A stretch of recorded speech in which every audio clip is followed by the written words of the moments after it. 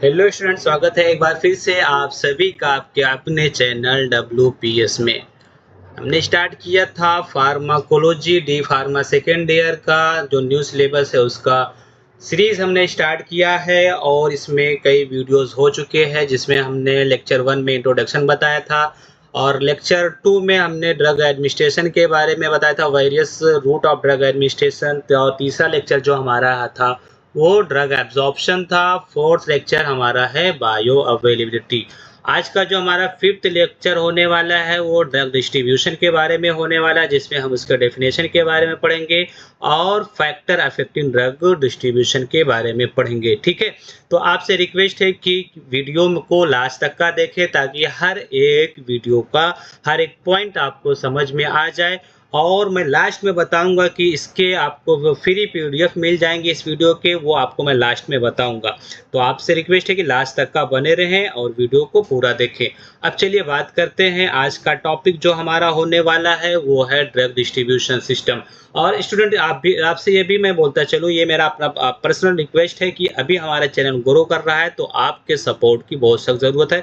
आप अगर चैनल को सब्सक्राइब कर देंगे तो हमारा क्या होगा, थोड़ा सा मोटिवेशन बढ़ेगा। तो आपसे रिक्वेस्ट है भाई कि आप सब्सक्राइब कर दें। आपको सब्सक्राइब करने में आपको कुछ नहीं जाएगा, बट अगर आप सब्सक्राइब कर देंगे तो हमारा एक मोटिवेशन बढ़ेगा, एक हमारे सब्सक्राइबर बढ़ जाएंगे। हमारा जो टारगेट है फिलहाल वो 1000 का है। ठीक है, तो हमारे 900 प्लस चल रहा है, थोड़ा सा और ज़रूरत है ये 1000 पहुंचाने में, और इसमें आपकी भागीदारी है। आप नहीं किए हैं तो आप कर दें। चलिए अब सीधे टॉपिक पे आते हैं, ड्रग डिस्ट्रीब्यूशन पे। ड्रग डिस्ट्रीब्यूशन देखो, इसमें क्या कहा गया है, बहुत ध्यान से आपको समझना है। The movement of solute from blood into tissue. इससे पहले देखो आपने क्या पढ़े हो, आपने ये पढ़ा एब्जॉर्प्शन पढ़ा था, ठीक है ना। एब्जॉर्प्शन आपने पढ़ के रखे हो, तो अब एब्जॉर्ब हो चुका था। अब एब्जॉर्प्शन आपने किसको कहा था, याद रखो आपने ड्रग लिया था, वो ड्रग हमारे ब्लड सर्कुलेशन में पहुंच गया था, ठीक है ना। तो इसको आपने क्या कहा था, स्टमक या इंटेस्टाइन से हमारा ड्रग कहाँ पहुंच गया था, ब्लड वेसल्स में। इसको आपने कहा था एब्जॉर्प्शन, ठीक है। अब हमारा ड्रग यहाँ पे है, कहाँ पे, ये हमारे ब्लड वेसल्स में है। अब ये पूरे बॉडी में घूम रहा है क्योंकि पूरे बॉडी में ब्लड वेसल्स एक दूसरे से कनेक्टेड हैं। ये सारा घूमते घूमते बहुत सारे इसके ब्रांचेस में बना दे रहा हूँ आपको समझने के लिए। तो क्या होगा, हर एक टिश्यू बॉडी पार्ट्स में जाने के बाद, मतलब हर एक उसमें जाने के बाद में अब हमारा स्टार्ट होगा कहीं ना कहीं यहाँ पे टिश्यूज मिलना स्टार्ट हो जाएंगे, सेल्स मिलना स्टार्ट होंगे, ठीक है ना। तो ब्लड कैपिलरीज यहाँ से होकर के गुजरेंगी, ठीक है। हमें एक्चुअली क्या है, ड्रग को इसके अंदर पहुंचाना है, सेल्स के अंदर, क्योंकि हमारा सेल्स ही खराब होता है, ठीक है। हमारा जो प्रॉब्लम आती है वो सेल्स के अंदर आती है। और इस ये जो सेल्स का ग्रुप है इसको आप क्या कहते हो, टिश्यूज कहते हो। इतना तो आपको पता है। तो क्या लिखा गया यहाँ पे देखो ध्यान से, द मूवमेंट ऑफ सॉल्यूट, या इसको आप ड्रग बोल दो यहाँ पे अभी फिलहाल, क्योंकि हम लोग ड्रग के बारे में पढ़ रहे हैं। Drug from blood into tissue, blood से टिश्यू में जाना, ये क्या कहलाता है, हमारा डिस्ट्रीब्यूशन कहलाता है, ठीक है। दूसरा डेफिनेशन देखो, एक तो ये छोटा सा डेफिनेशन हो गया, एक उससे बड़ा। Distribution is defined as reversible transfer of drug between body fluid and compartments. हमारे बॉडी में, मतलब पूरे बॉडी को क्या कह दिया गया, एक कंपार्टमेंट कह दिया गया है, ठीक है ना। पूरे बॉडी को कंपार्टमेंट में डिवाइड कर दिया गया है। तो उसमें होता क्या है, मान लो यहाँ से गए, फिर अगेन वापस कहीं ना कहीं जाएगा, फिर वापस ब्लड वेसल्स में जाएगा, बार बार ये एक पार्ट से दूसरे पार्ट्स में जाएगा, इंटेस्टाइन में जाएगा, स्टमक में जाएगा, लीवर में जाएगा, किडनी में जाएगा, हर एक बॉडी पार्ट्स में जाएगा, समझ रहे हो। तो एक कंपार्टमेंट से दूसरे कंपार्टमेंट में रिवर्स हो जाना, दोबारा वापस आना, क्योंकि यहाँ पे क्या कहा गया, डिस्ट्रीब्यूशन। डिस्ट्रीब्यूशन मीन्स होता ही यही है कि कहीं बार बार कहीं पे आना जाना लगा रहना, ठीक है ना। तो उसको बोलते हैं डिस्ट्रीब्यूशन, ठीक है। ये बात आपको समझ में आई होगी। फिर नेक्स्ट पॉइंट क्या कह रहा है, आफ्टर एब्जॉर्प्शन, एब्जॉर्प्शन के बाद का ये पॉइंट है, drug enter into the systemic circulation. देखो क्या हुआ था, ड्रग एब्जॉर्ब हो गया था, यहाँ पे सिस्टमिक सर्कुलेशन में आया था, ठीक है। Then it is distributed to various body tissue. उसके बाद में कहाँ पे गया, ये वो वेरियस बॉडी टिश्यू के अंदर गया, ठीक है। ये आपको क्लियर हो गया। उसके बाद में नॉन आयोनाइज। देखो ये बात याद रखना, जहां भी नॉन आयोनाइज वर्ड आएगा वहीं पे लिपिड सॉल्युबल दोनों आते हैं। नॉन आयोनाइज मीन्स कि कोई भी कंपाउंड है तो ये ब्रेक ना हो। मान लो कोई कंपाउंड है ए बी, तो अगर हम इसको बोल दूंगा आयोनाइज तो ये ए बन जाएगा प्लस और बी माइनस बन जाएगा। बट ये जब बोल रहा है नॉन आयोनाइज मतलब ये ए बी में कन्वर्ट नहीं होगा, ये एज इट इज ऐसे ही रहने वाला है। ठीक, तो जहां भी नॉन आयोनाइज वर्ड आ रहा है उसके साथ में हमेशा लिपिड सॉल्युबल ड्रग की बात करेगा। क्यों? क्योंकि जो लिपिड सॉल्युबल है, पिछले भी लेक्चर में मैंने बताया था कि जो हमारा सेल बना होता है, सेल का जो आउटर मेम्ब्रेन होता है, सेल मेम्ब्रेन जिसको बोलते हैं, तो ये सेल मेम्ब्रेन किसका बना होता है? फॉस्फोलिपिड का बना होता है। किसका? फॉस्फोलिपिड। ये हर एक लेक्चर में मैंने ये पॉइंट कवर किया है।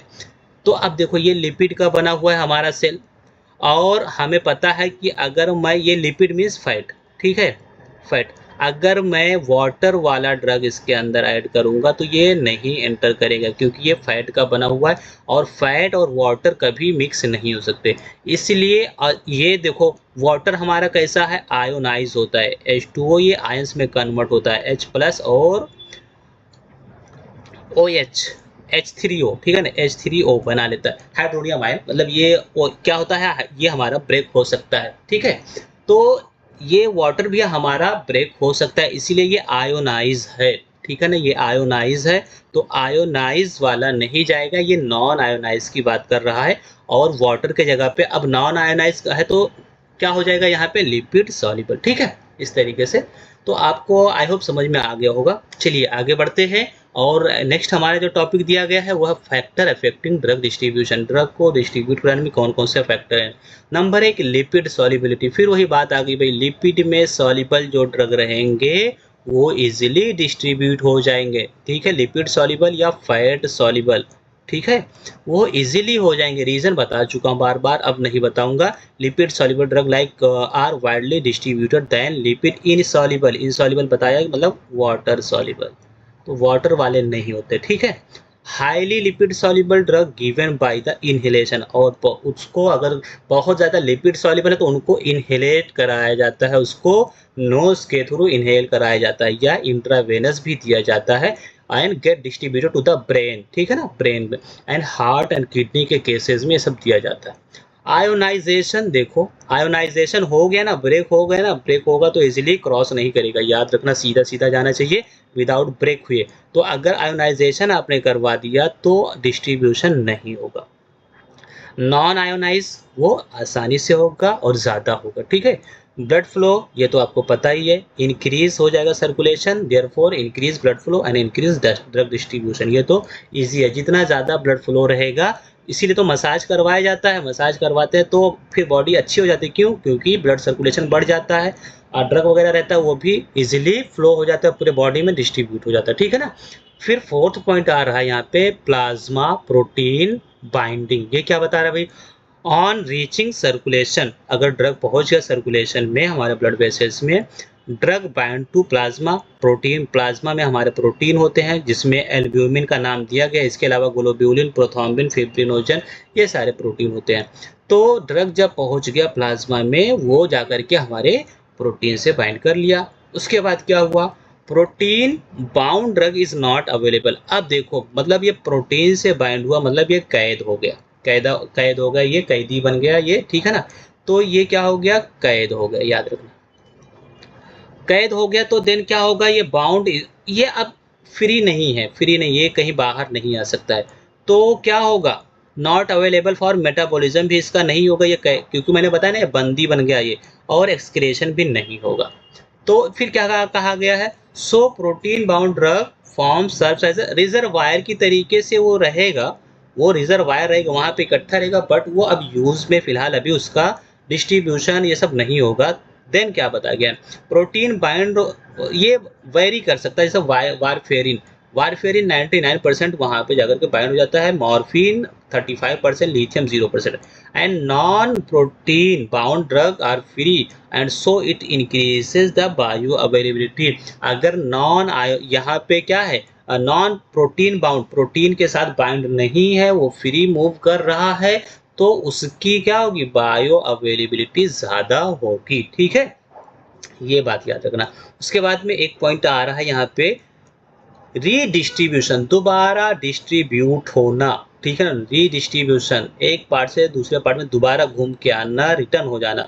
It is a distribution of drug, drug का डिस्ट्रीब्यूशन ही है, बट क्या है, from high blood supply area से to area of less blood supply. मान लो जिस एरिया में ज़्यादा ब्लड फ्लो है तो वहाँ से ड्रग निकलता है, और जहाँ पे ब्लड सप्लाई लेस होती है उस एरिया में ड्रग को लेकर के जाता है।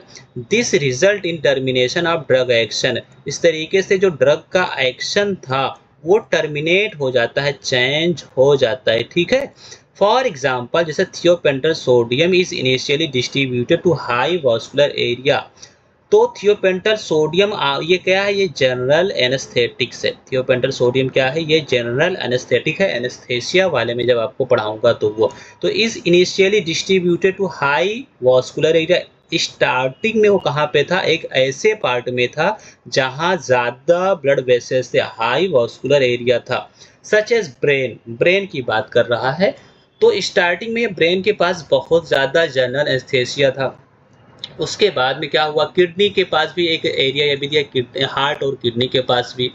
बाद में जब वहां से ब्लड सप्लाई दूसरी तरफ डायरेक्शन में गया, later it's gets redistributed to less vascular area, बाद में वो लेस वास्कुलर एरिया में चला गया ड्रग, सच एज मसल्स में ड्रग पहुंच गया। तो फिर क्या होगा, इनिशियली क्या हुआ, distribution to brain result and anaesthesia. Starting में तो एनेस्थेसिया प्रोड्यूस किया इन 10 to 20 सेकेंड, बट जब वहां से ड्रग चला आया, ब्रेन से, किडनी से, हार्ट से ड्रग कहीं और चला गया, मसल्स में चला गया, तो क्या होगा, redistribution to muscles lead to the loss of effect. तो फिर क्या होगा, एनेस्थेसिया का जो इफेक्ट था वो कम हो गया। नहीं समझ में आया, समझ में आया होगा कि मान लो जब तक ड्रग वहां पे था, जैसे मान लो कि आप हो और आपके पेरेंट्स हैं, तो जब तक आपके पेरेंट्स रहते हैं, जब तक आप क्या करते हो, एकदम उनके कंट्रोल में रहते हो, लेकिन जैसे ही पेरेंट्स घर से चले जाते हैं आप फ्रीली हो जाते हो। तो सेम टू सेम यहाँ पे मतलब थोड़ा उसी तरीके से रिलेट करो कि जब तक ड्रग वहाँ पे था, जब तक एनेस्थेसिया था, जैसे ही ड्रग वहाँ से मूव किया एनेस्थेसिया का कम हो गया। ठीक है, इस तरीके से। अब हम बात करेंगे थोड़ा सा और स्टोरेज डिपोट के बारे में। स्टोरेज डिपोट क्या होता है और ब्लड ब्रेन बैरियर क्या होता है, प्लेसेंटल बैरियर क्या होता है। तो ड्रग क्या होता है, a drug can get store at different site of body, body के डिफरेंट साइट पे ड्रग हमारा स्टोर रहता है। Slow release of the drug from this site can produce prolong. और क्या होता है, मान लो कि कहीं पे इकट्ठा है, सब स्टोर करके रखा हुआ है, वहां से धीरे धीरे वो रिलीज होता है और लॉन्ग टाइम तक का अपना इफेक्ट शो करता है। ठीक है, following are the major storage site. अब कुछ स्टोरेज साइट दिया गया where drug can be store, जहाँ पे ड्रग क्या हो सकता है, स्टोर हो सकता है। जैसे मान लो कि प्लाज्मा प्रोटीन, अब प्लाज्मा में प्रोटीन होता है, अभी इससे पहले भी आपको मैंने बताया कि एल्ब्यूमिन जो प्रोटीन होता है प्लाज्मा के पास में, वहाँ पे ये ड्रग इकट्ठा रहता है, फिनाइल ब्यूटाजोन और सल्फोनामाइड। ये क्या है, फिनाइल ब्यूटाजोन NSAID के अंदर आता है, non steroidal anti inflammatory drug, और ये सल्फोनामाइड एक ग्रुप होता है एंटीबायोटिक का, उसमें पाया जाता है। ठीक है ना, तो ये कहाँ पे जा करके बाइंड हो जाएंगे, ये हमारे एल्ब्यूमिन के पास इकट्ठा रहते हैं, और जब भी ज़रूरत पड़ती है यहाँ से रिलीज होते हैं, और आराम से स्लोली स्लोली लॉन्ग टाइम तक का ये अपना इफेक्ट शो करते हैं। दूसरी बात यहाँ पे कह रहा है, कनेक्टिव टिश्यू में भी, कनेक्टिव टिश्यू जैसे बोन में कुछ ड्रग जाकर के इकट्ठा हो जाते हैं, स्टोर रहते हैं। हैवी मेटल्स और टेट्रासाइक्लिन जाकर के बोन में इकट्ठा हो जाता है। टेट्रासाइक्लिन भी क्या है, एंटीबायोटिक है। हैवी मेटल्स क्या है, ये मेटल ही है जो थोड़ा कभी कभी क्या होता है, पॉइजन के काम भी कर जाते हैं। और सेल लाइक लीवर सेल के पास में भी कुछ ड्रग रहता है, जैसे क्विनाकाइन, एक मलेरिया में यूज होने वाला ड्रग है, तो ये लीवर सेल के पास में जाकर के इकट्ठा रहता है और जब भी जरूरत पड़ती है वहां से रिलीज होता है। ठीक है, इसके अलावा फैट में भी कुछ ड्रग रहता है। Fat if drug is highly lipid soluble, अगर ड्रग लिपिड सॉल्युबल है तो फैट में जाकर के रहेगा, जैसे जैसे थियोपेंटल सोडियम अभी आपको बताया, लिपिड सॉल्युबल बारबिचुरेट भी है, और ये क्या है, ये जनरल एनेस्थेसिया में यूज होता है और बारबिचुरेट भी है। ठीक है, तो ये कुछ स्टोरेज का हमारा साइड था जहाँ पे ड्रग जाकर के इकट्ठा होते हैं। अच्छा, ये ड्रग जो भी अभी आपने देखा या जो भी हम लोग पढ़ रहे हैं, वो ड्रग कभी कभी हम लेते तो हैं बट उसका हमें इफ़ेक्ट नहीं देखने को मिलता है, या कभी-कभी ज़्यादा इफ़ेक्ट देखने को मिलता है। बहुत सारे ऐसे केसेस होते हैं, या कभी ऐसा केस होता है कि मदर को, प्रेग्नेंट लेडी में मदर को चाहिए होता है, बच्चे को नहीं चाहिए होता है। तो इस तरीके से, या कभी-कभी बच्चे को भी वो उसका इफ़ेक्ट देखने को मिल जाता है। तो इन सब के लिए हम लोग 2 टॉपिक यहाँ पे पढ़ेंगे। ब्लड ब्रेन बैरियर एक होता है जिसको हम लोग बी बोलते हैं, ट्रिपल बी बोलते हैं, ठीक है? Entry of drug into central nervous system is limited by blood brain barrier. देखो, ड्रग हमने लिया तो ड्रग को हम क्या करते हैं, अवॉइड करते हैं कि हमारे सीएनएस पे जाकर के ना इफेक्ट शो करे, क्योंकि सीएनएस पे इफेक्ट शो कर दिया ज़्यादा जाकर के हमारे ब्रेन पे और स्पाइनल कॉर्ड पे, तो क्या होगा, हमें चक्कर आ जाएगा, हम कुछ भी काम नहीं कर पाएंगे, ठीक है ना? बहुत सारे ऐसे केसेस होते हैं कि दवा खाने के बाद चक्कर आता है, तो इसका मतलब ये कि वो ब्लड ब्रेन वो कहाँ पे पहुंच गया है, वो पहुंच गया हमारे ब्रेन के पास में, ठीक? तो वही बता रहा है कि entry of drug into central nervous system is limited, मतलब रोक दिया जाता है, स्टॉप कर दिया जाता है by blood brain barrier, blood में और ब्रेन के पास में। जैसे हमने बताया कि ना, ड्रग हमारे कहाँ पे जाता है, ब्लड में रहता है, ब्लड से फिर टिश्यू में जाता है, हर एक सेल में जाता है। तो अगर हमारे ब्रेन के सेल के पास पहुंचेगा तो भी प्रॉब्लम हो जाएगा, तो इसलिए उसको रोका जाता है। It is it is A capillary. अब इसके बारे में बता रहे कि जो ब्लड ब्रेन बैरियर है क्या है, ये कैपिलरी की बाउंड्री होती है। Capillary boundary present between the blood and brain, brain और ब्लड के बीच में। मान लो ब्लड सप्लाई यहाँ पे हो रही है, तो यहाँ पे कैपिलरी पाई जाती है, कुछ यहाँ पे कैपिलरीज होंगे, तो उसकी बात कर रहा है। एक कैपिलरी की बाउंड्री होती है जो ब्रेन और ब्लड के बीच में पाई जाती है। और ये क्या काम करेगा, this barrier is constitute by the glial cell, एक टाइप की सेल है गिलियल सेल जिसको बोलते हैं, गिलियल सेल इनके पास में रहता है, और एंडोथीलियम भी रहता है। कैपिलरी एंडोथीलियम जो इनर लाइनिंग होती है उसको बोलते हैं, ठीक है ना? ब्लड ब्रेन बैरियर के पास में क्या रहता है, गिलियल सेल रहता है और कैपिलरी एंडोथीलियम रहता है। Both are joint by the tight junction, और ये बहुत ही टाइटली जंक्शन, मतलब होता बहुत हार्ड टाइप का एक जंक्शन है, एक बॉन्ड रहता है जो इनको जोड़ के रखता है, ताकि कभी भी गलती से भी ब्लड ड्रग क्या हो, इस बैरियर को क्रॉस ना कर सके। बट कुछ ड्रग होते हैं जो क्रॉस कर सकते हैं, जैसे only lipid soluble drug and non ionised drug can pass through BBB. देखो, फिर वही लिपिड लिपिड लिपिड, हमेशा लिपिड और नॉन आयोनाइज की बात कर रहा है यहाँ पे, ठीक है?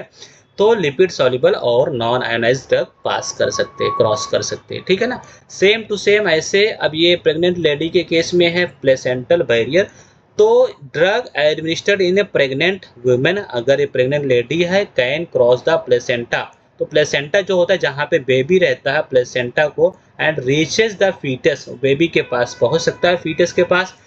बट क्या किया जाता है, नेचर ने, गॉड ने, भगवान ने क्या किया है, प्लेसेंटल यहाँ पे क्या कर दिया, प्लेसेंटल बैरियर रख दिया है। तो जिसकी वजह से क्या होता है, रेस्ट्रिक्ट कर दिया जाता है, स्टॉप कर दिया जाता है passage of drug to the fetus, बच्चे के पास नहीं पहुंच पाता है, फीटस के पास नहीं पहुंच पाता है, ठीक है ना? Only lipid soluble and non ionised drug can cross. अब फिर अगेन यहाँ बात कर रहा है कि लिपिड सॉल्युबल और नॉन आयोनाइज्ड यहाँ पे पहुंच सकते हैं, and large molecular weight drug require transporter to the passage through this barrier. और अगर लार्जर मॉलिक्यूलर वेट वाला कोई ड्रग है तो उसके पास में अलग से कोई ट्रांसपोर्टर चाहिए, कोई जो उसको पहुंचा सके, इस बैरियर को क्रॉस कर सके। कभी कभी बच्चे को भी चाहिए होता है, कभी कभी नहीं चाहिए होता है, तो इसीलिए प्रेगनेंसी के केस में बहुत सारा केयर करना पड़ता है। तो यहाँ पे हमारा होता है, आज का खत्म होता है। आज हमने क्या पढ़ा, एक 2 ही पेज का हमारा था, एक हमने यहाँ से डेफिनेशन पढ़ा और फैक्टर अफेक्टिंग ड्रग डिस्ट्रीब्यूशन पढ़ा। अगर आपको हमारा लेक्चर पसंद आ रहा हो, अगर आपको टॉपिक क्लियर हो रही हो, तो आप चैनल को सब्सक्राइब नहीं भी किए होंगे तो करके जाए भाई, इतना तो हमारा ख्याल रखें। हमें इससे कुछ मिलता जुलता नहीं है, आपके सपोर्ट मिल जाते हैं, हमें थोड़ा, हमें क्या होता है, हमें भी थोड़ा खुशी होती है कि हाँ भाई चलो हमारा चैनल सपोर्ट हो और हमारा चैनल ग्रो कर रहा है, और अभी आपके सपोर्ट की बहुत सख्त ज़रूरत है, ठीक है ना? इस वीडियो का जो पीडीएफ होगा मैं अपने टेलीग्राम चैनल पे दे दूंगा, जिसका नाम है Wasim pharma study. Wasim pharma study, इस पे आपको मिल जाएगा। और इसके अलावा अगर आपको यहाँ से नहीं मिल पाता है तो आप ये नंबर पे मैसेज कर देना, एक बार अपना नाम बता देना, आपको मैं शेयर कर दूंगा, ठीक है। और इसका डिस्क्रिप्शन में भी मैं लिंक दे दूंगा, और जब एग्ज़ाम आएगा तो एग्ज़ाम में सारे इंपॉर्टेंट क्वेश्चन भी डिस्कस करवा दूंगा, ठीक है। अगला जो हमारा टॉपिक रेडी है बट वो आएगा नेक्स्ट, देखो नेक्स्ट लेक्चर में, जिसमें हमारा होगा यहाँ पे बायो ट्रांसफॉर्मेशन, जो कि बहुत ही इंपॉर्टेंट टॉपिक होने वाला है। तो देखना ना भूलिएगा। और चलिए मिलते हैं नेक्स्ट वीडियो में, तब तक के लिए take care, bye bye. Thanks for watching, देखते रहिए वसीम फार्मा।